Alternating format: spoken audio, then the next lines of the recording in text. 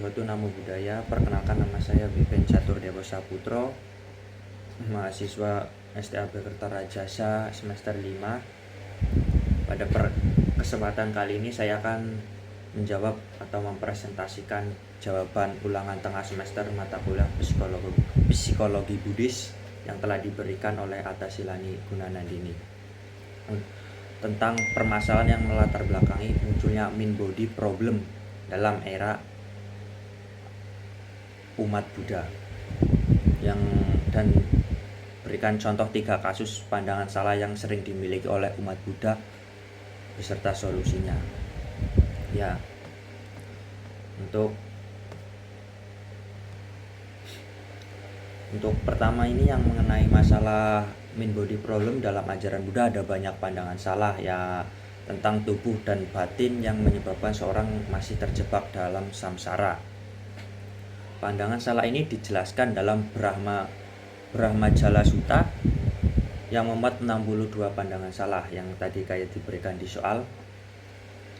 Ya, banyak umat Buddha untuk saat ini masih memiliki banyak pandangan salah tentang tubuh dan batin yang menyebabkan seorang masih terjebak di dalam samsara. Yang pertama itu ya mungkin untuk saya sendiri juga masih ngira tubuh ini kekal, kayak banyak umat Buddha tuh kayak ngerasa tubuh ini bertahan terus, padahal sebenarnya tubuh ini itu ya tunduk sama hukum anicca, selalu berubah, selalu menua, terus dan akhirnya hancur juga, seperti itu. Nah, untuk solusinya itu kita harus sadar kalau tubuh ini cuma sementara, terus jadi jangan sampai terlalu melekat, apalagi menyombongkan diri karena tubuh bagus, kayak tubuh kita cantik, tubuh kita keren, itu tidak boleh seperti itu. Mungkin seperti itu. Terus mungkin untuk contoh kedua yang sering dialami umat Buddha tuh kayak ngira batin sama tubuh itu hal yang sama. Misalnya mikir kalau kesadaran itu cuma hasil dari tubuh dan otak saja. Ternyata bukan.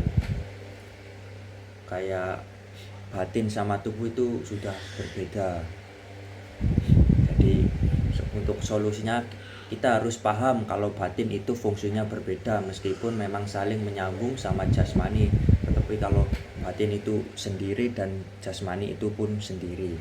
Mungkin seperti itu.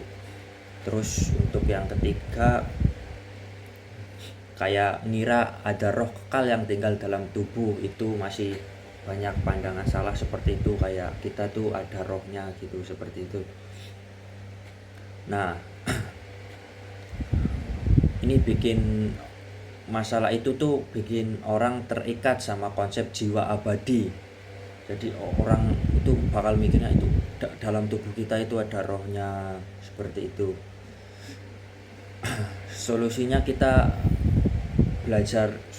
untuk menangani itu adalah kita belajar anatta, bahwa nggak ada inti dari yang kekal, yang ada inti itu proses yang selalu berubah-ubah, seperti itu. Jadi nggak ada yang namanya roh di dalam tubuh ini. Jadi yang ada adalah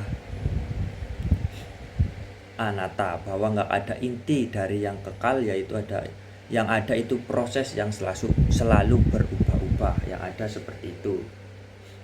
Itu untuk nomor 1. Ya, untuk jawaban nomor 2 yang dengan pertanyaan permasalahan psikis secara umum berorientasi pada aktivitas dari pikiran, perasaan, dan perilaku. Hal ini juga menjadi objek kajian dari ilmu psikologi. Jelaskan hubungan dan contoh kasus secara psikologis antara pengaruh pikiran, perasaan, dan tingkah laku dalam diri setiap orang sebagai penjelasan dari permasalahan umum dalam psikologi. Ya, itu untuk pertanyaannya. Ya, jawaban untuk nomor 2 ini sebenarnya kedua soal hubungan pikiran, perasaan, dan perilaku ini nyambung banget sama psikologi teman-teman.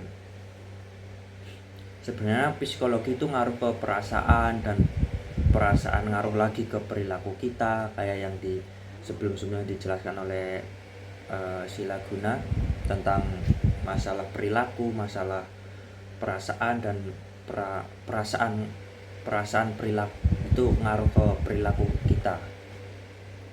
Contohnya gini, kalau kita mikir aku gagal, aku bisa, pikiran itu bisa bikin perasaan jadi sedih atau cemas. Dari perasaan ini akhirnya muncul perilaku kayak nyesel, males, nggak semangat, bahkan menarik diri dari orang lain, kayak mungkin bahasa kerennya itu introvert. Tapi kalau kita mikir positif, misalnya gini,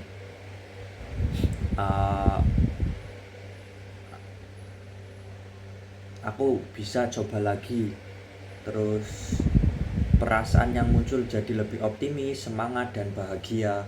Itu dari sikap perilaku itu kita bisa berubah jadi aktif, rajin, terus terbuka sama orang lain, ya seperti itu. Jadi jelas banget pikiran, perasaan, perilaku itu saling nyambung, kayak nyambung, berkesinambungan. Makanya penting banget kita latihan mindful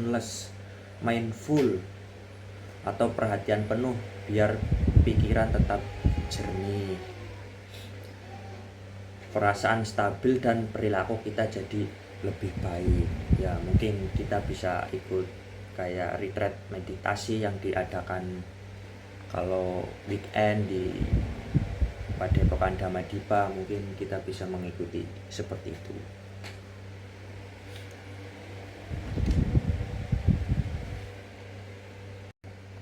Ya, untuk nomor 3 di sini tentang penjelasan dari istilah Cita, Mano, dan Winyana. Ya, yang pertama adalah cita. Cita itu bisa dibilang kondisi batin secara menyeluruh. Batin ini dalam keadaan baik ataupun buruk, kalau tergantung apa yang muncul di dalamnya. Misalnya kayak kita lagi marah, lagi emosi, itu berarti cita dalam diri kita itu lagi dipengaruhi oleh kebencian. Terus misalnya kalau kita lagi bahagia, penuh kasih sayang, berarti kondisi kita ini lagi di dalam kondisi welas asih.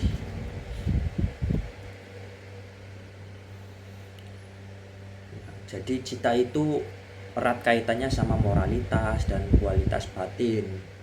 Makanya latihan meditasi sering disebut sebagai melatih cita, yaitu supaya batin kita lebih tenang, lebih murni, nggak gampang goyah, seperti itu. Terus untuk yang kedua adalah Mano. Mano ini lebih spesifik ke fungsi batin sebagai pengolah pikiran, terus bisa dibilang sebagai pusat kendali atau semacam mengatur lalu lintas yang informasi dan 6 indria kita. Misalnya ketika kita melihat sesuatu, mendengar suara, atau bahkan muncul ingatan di dalam pikiran, semua itu diolah oleh Mano. Jadi Mano ini bukan sekedar kayak tahu, tapi dia mengatur dan memilih arah pikiran. Mano juga sering jadi Mano ini bukan sekedar tahu, yang kayak tadi, Mano juga sering jadi titik awal munculnya niat atau cetana yang nantinya bisa berkembang jadi ucapan atau perbuatan yang baik, benar, dan bermoralitas, seperti itu. Terus untuk yang ketiga, Winyana ini adalah kesadaran indriawi. Artinya setiap kali ada kontak antara indera dengan objeknya, muncul kesadaran yang sesuai. Contohnya ketika mata bertemu dengan bentuk, muncullah caku wiyana, yaitu kesadaran mata. Kalau telinga ketemu suara, muncul sota winyana, kesadaran telinga. Begitu juga dengan hidung, lidah, tubuh, dan pikiran. Semuanya itu punya winyana masing-masing. Jadi winyana ini lebih ke fungsi mengetahui atau menyadari objek pada momen tertentu, seperti itu. Nah, jadi kalau disimpulkan tuh cita itu batin dengan warna moral, bisa baik ataupun buruk. Terus kalau yang kedua mano itu adalah pengolah pikiran, kayak mengatur lalu lintas. Terus yang ketiga ada winyana, itu adalah kesadaran indriawi yang muncul setiap kali ada kontak dengan objek. Nah, tiga hal ini memandang beda fungsi, tapi saling berkaitan. Misalnya winya menangkap objek dari luar, mano mengolahnya, dan akhirnya cita memberi warna moral pada pengalaman itu. Nah, jadi proses batin kita itu sebenarnya sangat kompleks, tapi kalau dipahami pelan-pelan kita bisa mengerti kenapa Buddha memberi penekanan besar pada pengendalian pikiran kita sendiri, seperti itu.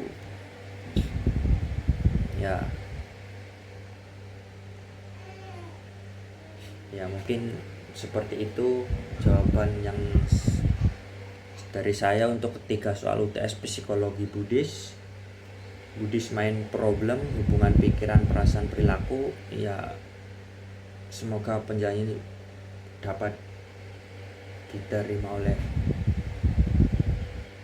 sila guna, dan terima kasih sudah menyimak. Untuk teman-teman Soti Hotu Namo Buddhaya, terima kasih.